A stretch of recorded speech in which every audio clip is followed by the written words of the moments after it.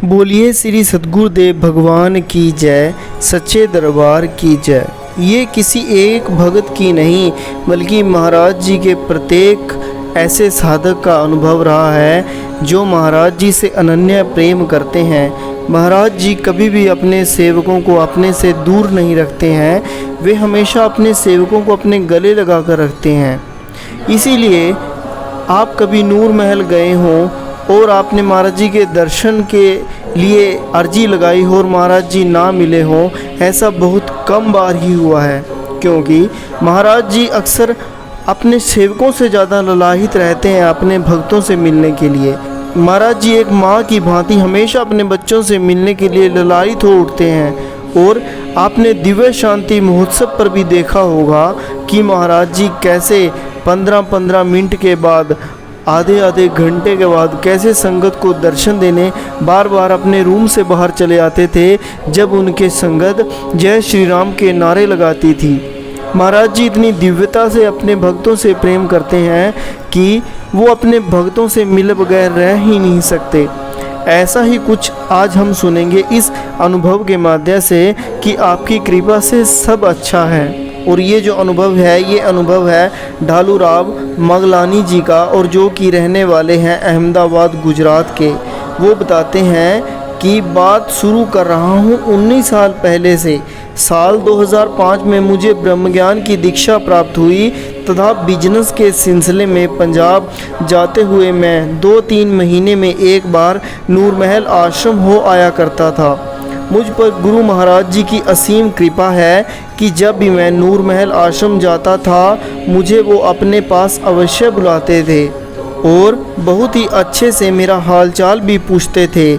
लेकिन मैं ठहरा नादान, यह भी नहीं जानता था कि गुरु चरणों में प्रणाम कैसे किया जाता है। हमेशा दूर से ही उनके श्री चरणों में प्रणाम अर्पित कर दिया करता था। एक बार मैंने देखा जगह जगह से संगत आई और गुरु चरणों को स्पर्श कर अपना प्रणाम अर्पित किया। यह देख मैं सोच में पड़ गया कि मैंने तो 2 सालों में ऐसा कभी नहीं किया, यानी मुझे आज तक अच्छे से प्रणाम करना ही नहीं आया। फिर आया 2007 और मैं अपने पूरे परिवार के साथ नूर महल गया, और उस समय मैंने मन ही मन यह संकल्प लिया था कि इस बार जब मैं गुरुदेव के दर्शन करने जाऊंगा तो उनके श्री चरणों को अवश्य स्पर्श करूंगा। पूरी रात इसी चिंता में और प्रार्थना में लग गई। उसी रात्रि मुझे एक दिव्य स्वप्न आया।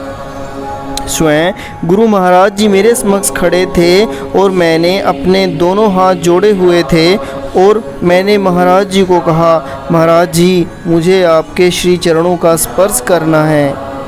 मेरी इस बात को सुनते ही वे स्नेह से भरकर ममतामयी स्वर में बोले, चरण स्पर्श नहीं, आओ मेरे गले लग जाओ। मैं जल्दी से उठकर उनके हृदय से लग गया। वे दिव्य आलिंगन, गुरुदेव की वो ममता मुझे आज भी अच्छे से याद है और हमेशा याद रहेगी।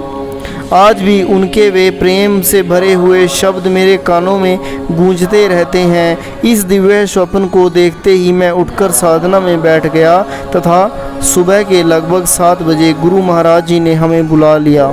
रात्रि में हुई इस दिव्य घटना का एहसास अब भी बना हुआ था, इसलिए गुरुदेव को समक्ष देख आंखें भर आई।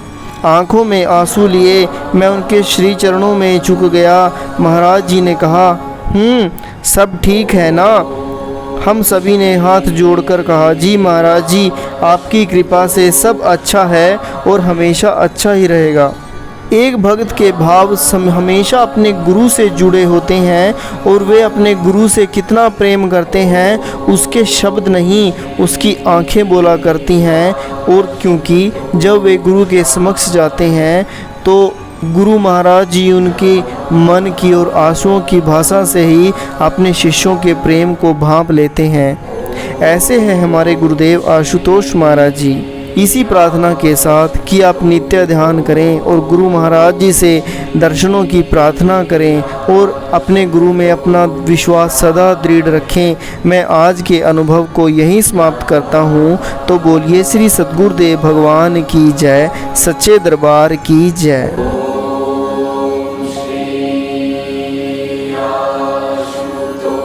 आशुतोषाय नमो